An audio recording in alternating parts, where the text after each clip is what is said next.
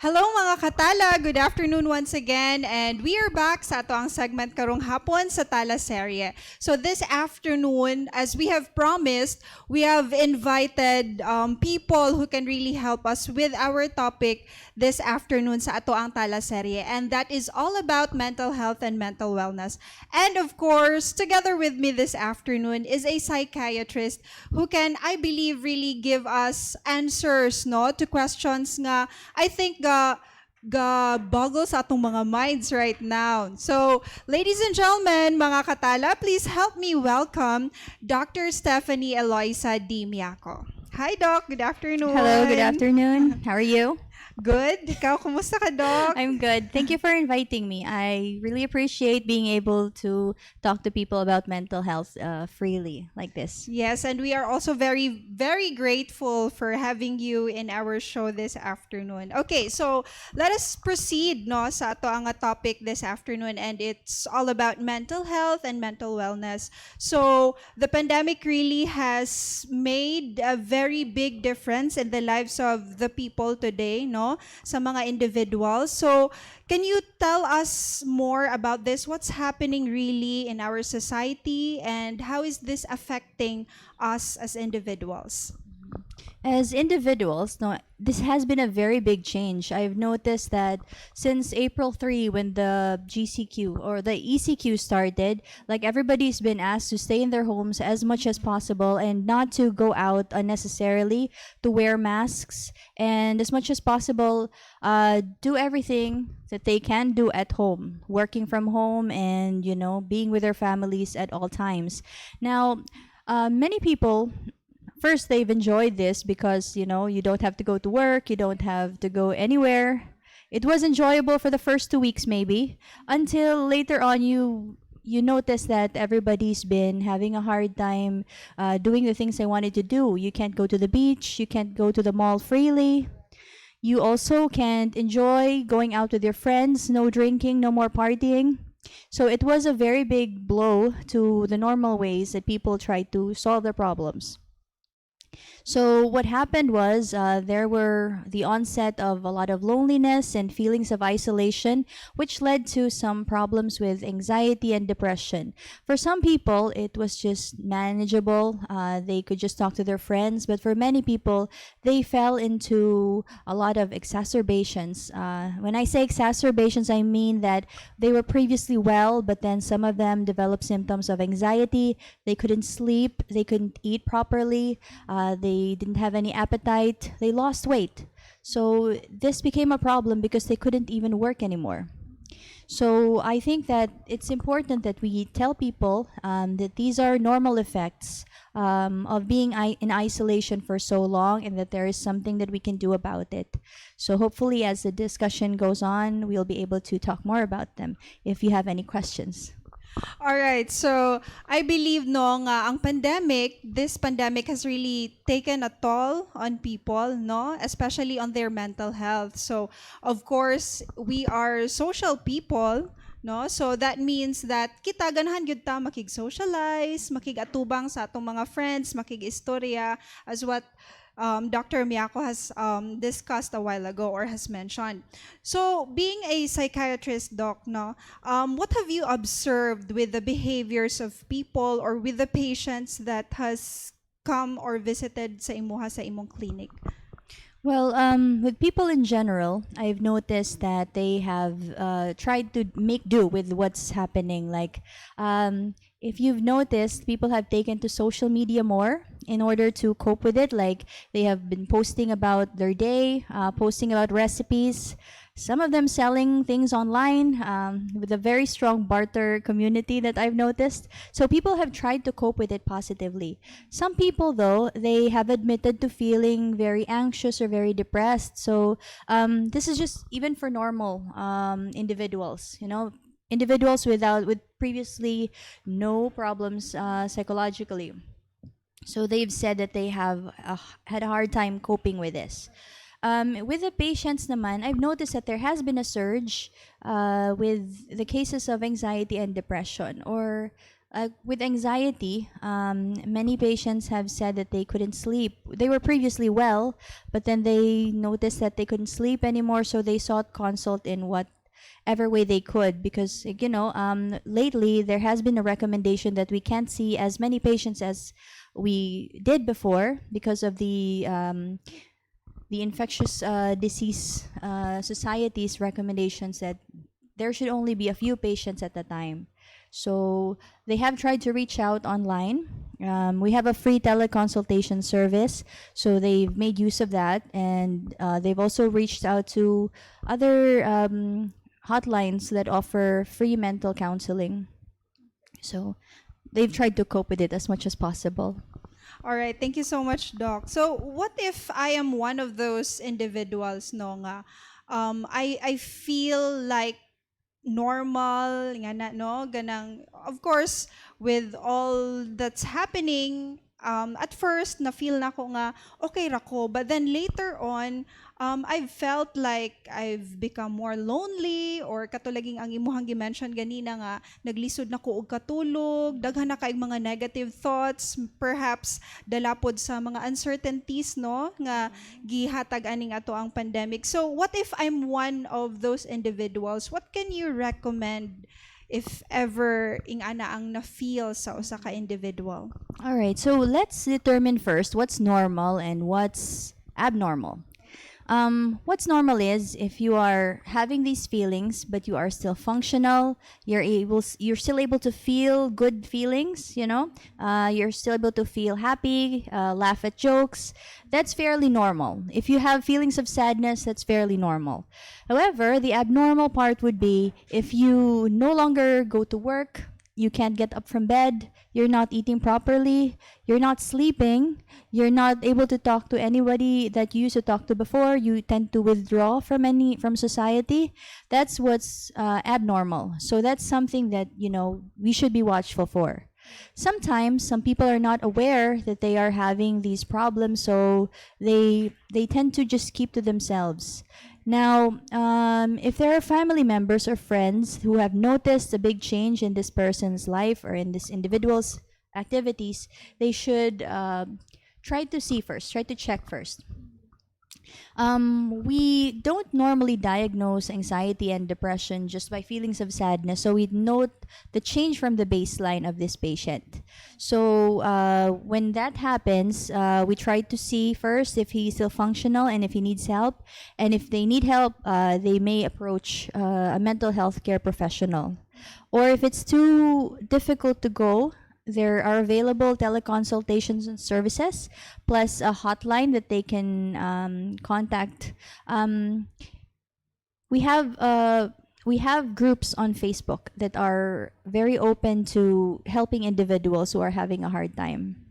So there's the Anxiety and Depression group, there's the National Center for Mental Health, and if they're on Twitter and then they type suicide or depression, there is an automatic link that will send them to somebody who they can contact for counseling. I see. Okay, so I hope na nakuha ninyo to, no? There are a lot of groups that can help us, especially when we are feeling anxious or we are feeling depressed, especially with what's happening right now. So the main word here is uncertainty talaga, no?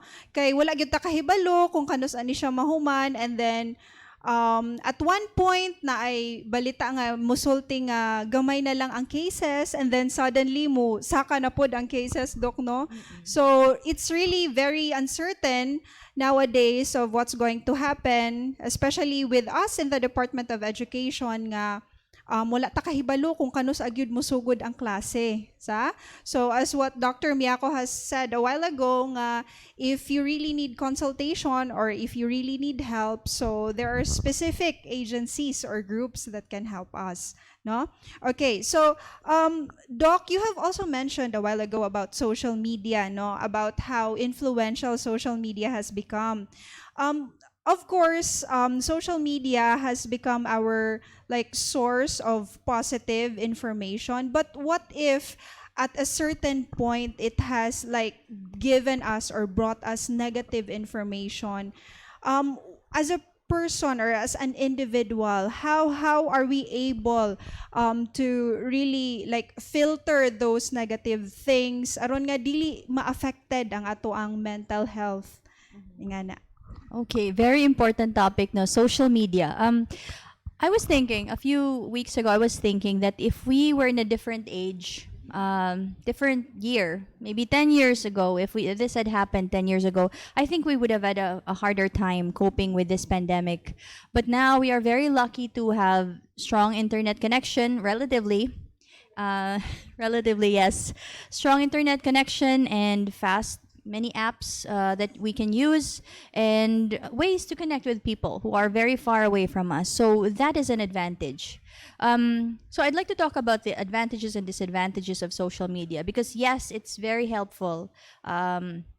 We get our news from there. However, we should also be mindful of the diet of news that we get because like many times we refer to mga sources that are like very numerous. Like anybody could post something about COVID and then people would believe it.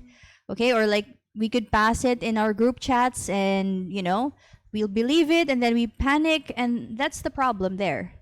Okay, so that's the downside of social media. To curb that, I think for now we should set aside a time na for mental health for our own mental health and our own sanity. We should set aside a time of the day, just a small window where we look at the news and we get information about COVID. It doesn't necessarily have to mean that we have to be online all day getting the news and being on top of things. That's not mentally healthy. So that's how we use it. But for the other parts of social media, the good ones, I think we should use the apps that allow us to communicate with other people. Although we might not be able to see people as we did before, we are able to talk to them. We're able to use Zoom nowadays, Messenger, Viber, what else? Instagram. We can all share our experiences, and I think that is one of the gifts of being alive in this age. Although it's a cause for a lot of anxiety, this is we're very fortunate to be able to have all these things, to be able to still reach out to each other. Okay. Yes, that's right. So, if na-feel manggod nato no nga na naghatag og negative vibes on social media. So I think this would also be high time for us to just have our social media detox, no? Mo na ang ilang giingon nga kung stressed kay ka, if you feel like source of depression ni more stress ang social media and kung unsa nga kahitabo karon, all the news. So might as well detach yourself for a little while, no? And then just spend more time with your family, or like you can use social media in a positive way, as what Dr. Miyako has said a while ago nga pwede natong ma-communicate atong friends through Zoom. Oh, so balance lang yun, di ba, Doc? Definitely balance lang good. Okay, so let's proceed to the next question, Doc. No, you have mentioned a while ago, katong there are some people nga due to what's happening right now, they have like observed or felt nga na ay feeling of kana ganing dili sila makatulog, or they suddenly feel like they're suddenly lonely or sad, no? Ingana. But does that mean nga every time you have that feeling, depressed na dayon ka or stressed na dayon ka? How do we differentiate these behaviors, and then how can we tell that it's really depression or like dili day or like insomnia ra or something? Okay. Sige. That's a good question. A lot of people often get worried if they can't sleep for a few days. So this is why we need to address that, no? Pero just as a background, no, this situation that we have, this pandemic, there has been no precedence of it. Like, yes, there was a Spanish flu back in 1918, but for now, this is something that's happening worldwide. Despite our technologies, we are still having a hard time dealing with it. We still don't see the end in sight. So that's why this is causing a lot of people a lot of anxieties. So not just any person, even the healthcare workers, we are afraid that maybe our healthcare system will not be able to deal with the onslaught should it come, knock on wood, I hope not, but we are trying our best. So that's why that is a normal cause for anxiety. Usually people, when they find ways to deal with it in a more constructive manner, like trying to help other people or making themselves better in the situation, they are able to deal with it and handle it. However, there are those who are not able to handle it because, for one thing, they might not be technologically capable. Okay, they also might not be informed, so they will have a hard time coping. This could lead to feelings of anxiety. Pathologic anxiety is when a person has worries that last all day, every day. It could get up to 6 months to diagnose it as generalized anxiety. But for nowadays, we would see it as not being able to function normally like before. And then we'd also have to worry about depressive symptoms. Okay, there are different types of depression, but to generally diagnose depression, we have to have at least 2 weeks of a person feeling very sad or very low and having no interest at all to do the things that used to interest him or her. And then there'd be weight loss or too much weight gain in that span of time. And then there would be a lot of appetite problems or not eating at all. So this person could also have feelings of hopelessness, loss of energy, and eventually this person might contemplate killing himself or herself. So this one is when it becomes a problem for individuals. The problem here is that not everybody understands that this is a real situation. So that's why people tend to say, just think positive, or it will go away, or you'll be able to handle it. Yes, correct. And more often, it's easier said than done, Doc, no? Nga, like, muhatag ka ana nga particular nga encouragement sa Advice. imong friend or advice, yes, nga stay positive. Unsolicited advice, yes. But the question is, how are you going to do that, no? Nga, stay positive, be happy always, pray lang sige, no? Nga na, pero ang pangutana naman good is how, unsaon na nimo. It's difficult when you are in that situation, no, because like depression can be acquired either as a genetic from a genetic basis or from a lot of stressors that the person is going through that have been there for a very long time. So it's a chronic condition. So in that case, like, the person runs out of ways to deal with it. Oh, there's this term we call mood homeostasis.